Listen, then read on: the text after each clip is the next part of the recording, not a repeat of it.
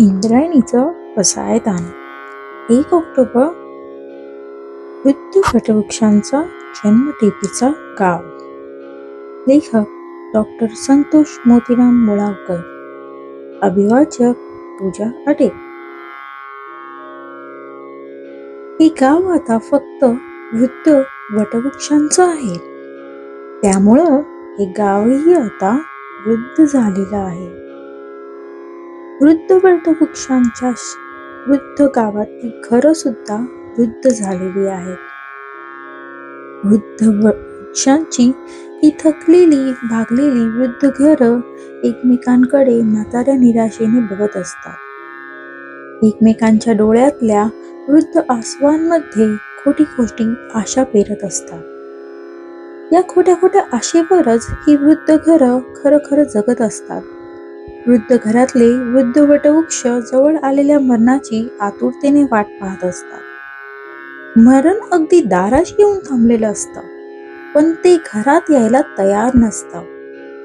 वृद्ध वटवृक्षांची अवहेलना करायला मरण काय, वृद्ध वटवृक्षांचं पोटचं पोर नसतं. आज येतो उद्या येतो असं करत मरण येत नसतं. या एवढ्या बाबतीत मात्र मरण वृद्ध वटवृक्षांच्या पोटच्या पोरांसारखं वागत असतं. वृद्ध वटवृक्ष मात्र येणाऱ्या मरणाच्या शोधात असतात. हा शोध घेण्यासाठी वृद्ध वटवृक्ष आपल्या वृद्ध घरासमोरच्या वृद्ध रस्त्यावरून फिरायला निघतात.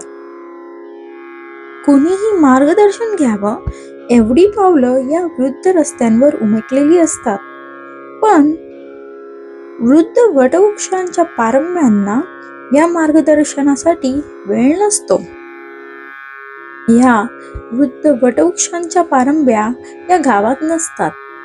नोकरीच्या निमित्तानं त्या शहरात रुतलेल्या असतात.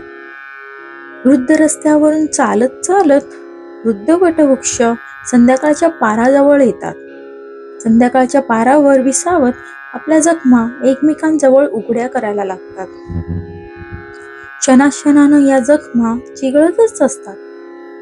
या जखमा वृद्ध वटवृक्षांच्या पारंब्यांनीच केलेल्या असतात.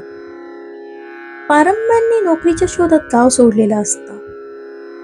अगदी उत्साहानं सुरुवातीला वृद्ध वटवृक्षांना आपल्या सोबत नेलेलं असतं.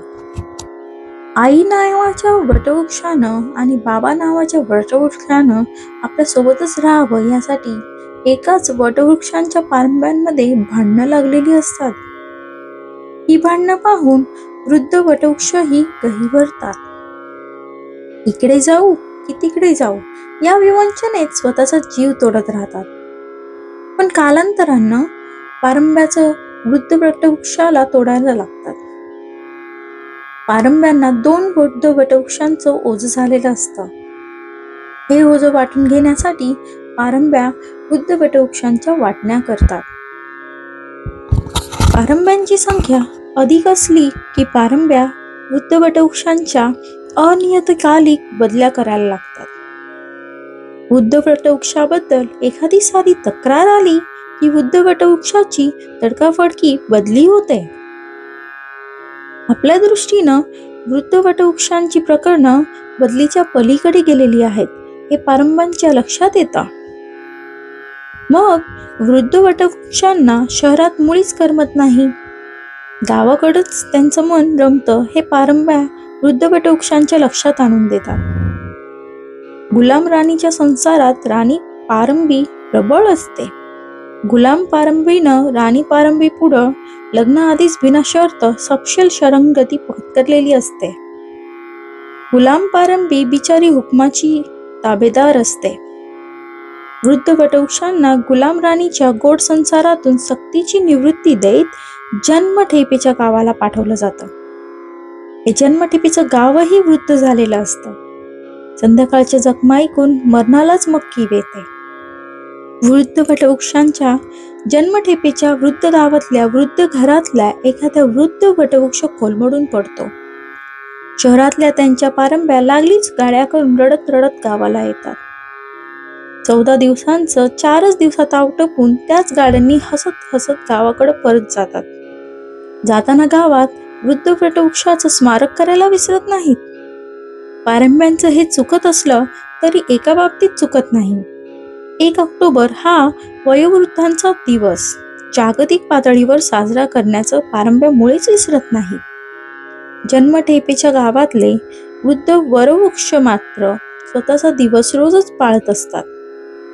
आपल्या पारंब्या न्हाव्यात, दुधाव्यात, फुलाव्यात, फळाव्यात हा आशीर्वाद पारंब्यांना मनापासून देत आपल्या शेवटच्या गोड दिवसाची अट्टहासानं वाट पाहत असतात.